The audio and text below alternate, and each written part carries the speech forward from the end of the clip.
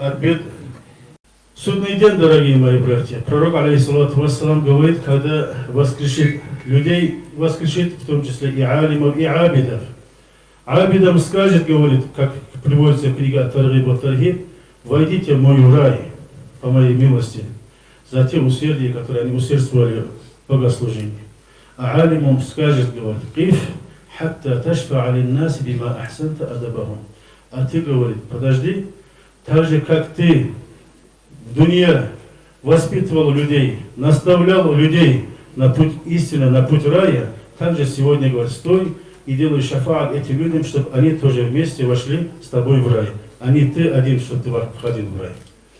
И также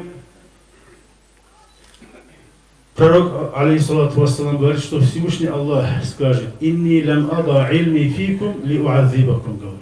Я не вложил в вас мои знания для того, чтобы сейчас, сегодня, в судный день, подвергать вас мучению или же наказанию. Уляма и ученые, толкуя этот хадис, они говорят, что обращают внимание на то слово, где говорится «Инни лям ада ильми», я не поставил в вас мои знания. Там говорится ильми, не общем любой ильм, а именно те знания, которые человек приобретал ради довольства Всевышнего Аллаха.